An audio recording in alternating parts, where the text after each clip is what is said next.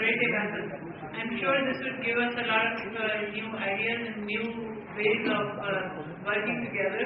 And as Director has mentioned about different initiatives that Mangroves has taken in this regard, and many other corporate sectors is also doing similar work, and they would, I'm sure they would appreciate and would like to be in collaboration with government and development sector in this respect definitely. So we would look into opportunities and possibility of working together on this very important agenda that we are focused on. Of course, this agenda of today's conference is about mangroves, and Mangroves for the Future program, that is an extremely important program that has provided us this opportunity to be able to take this forward and broaden the scope of this initiative. To share more on this program, I would like to invite Dr. Steen Christensen, who is the Regional Coordinator of Mangroves for the Future program, and he will share with us MFF, a regional perspective of coastal conservation. Dr. Steen Christensen.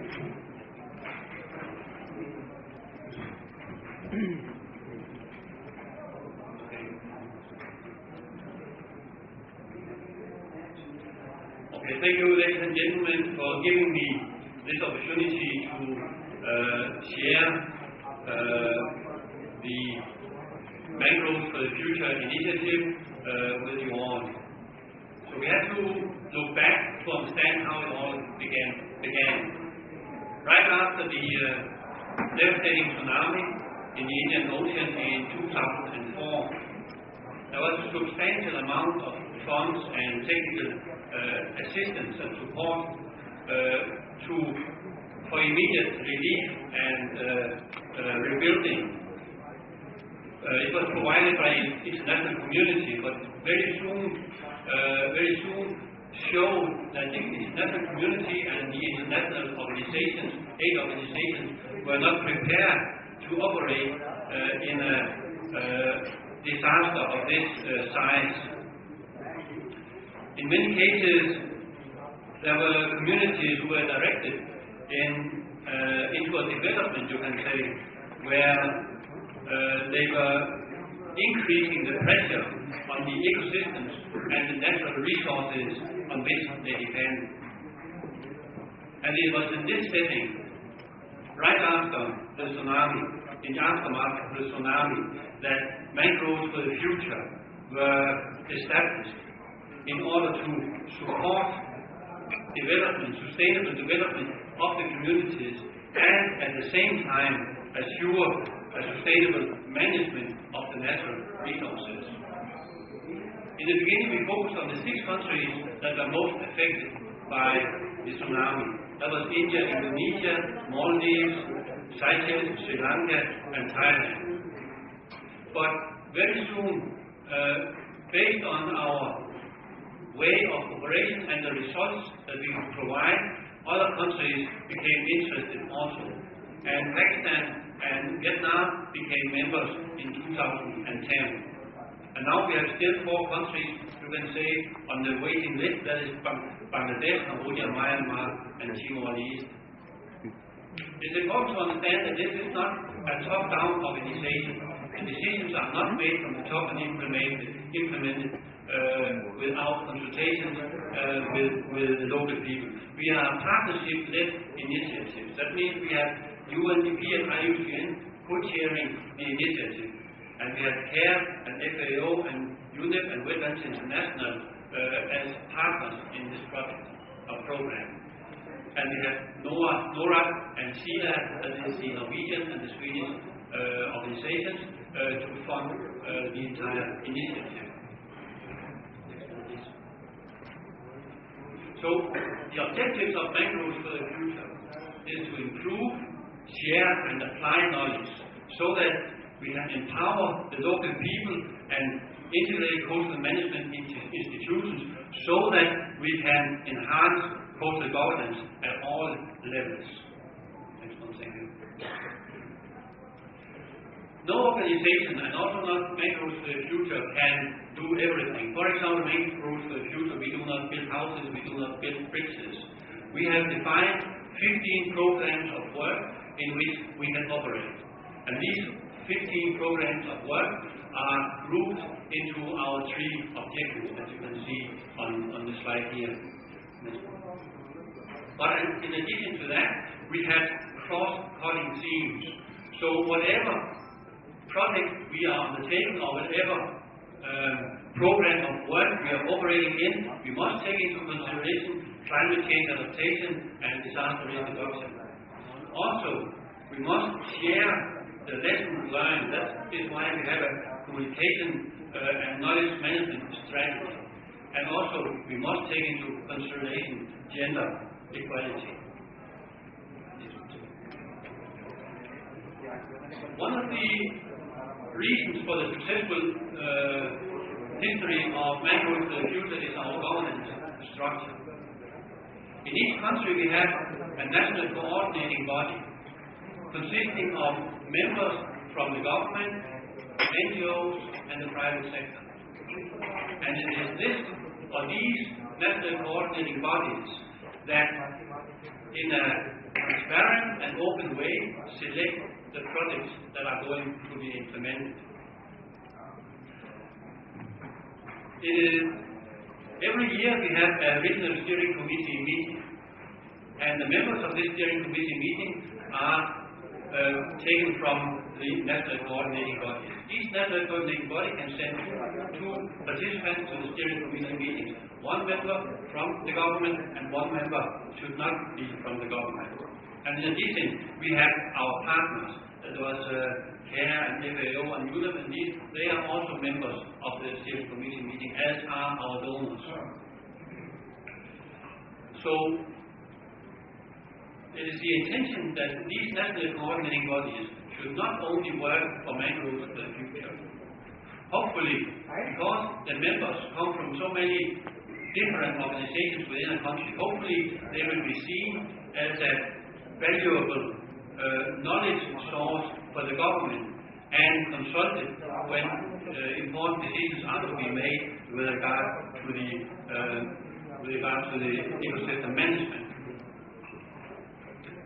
And as you can see there, we have a secretariat is based in Bangkok, and it's the secretariat's role to assure or to facilitate or to support the decisions made by the regional steering committee. So, the projects are selected by the national coordinating bodies, but they can of course not be taken out of the blue. They have to be based on our 15 programs of work, and they have to be funded in what you can call the National Strategy and Action Plan. The National Strategy and Action Plan is taking into consideration the policy of each country. So each country has this plan based on the country policy and our 15 programs of work. So that means that the projects that are undertaken in each country is decided by the people and it works for the people. Next one, please. In the beginning, right after the tsunami, you can say our success criteria were to show expansion and activities, and we could demonstrate that what we did actually had some impact, helped demonstrate activities. We must also demonstrate that there is an impact from these activities. Therefore, we have project cycle management training courses for each project that we start up. It's also important to underline and emphasize that the projects started should be based on the national policy. So that means that they should be based on the national strategy and action plans. And as we just heard, private sector engagement is a very important measure if you want to assure sustainability. So that has also become one of our focus areas. And the whole idea with having a regionalized operation or initiative like Mangroves for the Future is that you are able to take the lessons learned in a given community and share it at the national level and even at the regional level. And that's why we have a knowledge management and communication strategy. We have three modalities for project implementation. We have small grants, medium grants, and then regional initiatives. The small grants and the medium grants are those selected by national coordinating bodies. And the regional initiatives are decided upon by the steering committee. They are of larger scale and they should involve at least 2 or 3 countries. And now, Pakistan, for example, is involved in 2 regional initiatives looking at coastal erosion and looking at income for coastal communities for mangrove protection. These are regional problems, so therefore it's very important to address them at the regional level. This is a quick summary of our achievements so far. We have completed, actually not 89, but closer to 100 small grant projects, and we are working on 10 larger projects. Next one, please. So in order to be able to share the knowledge and apply the knowledge achieved from the local level, we have at the regional level, we have established a monitoring, learning and evaluation procedure.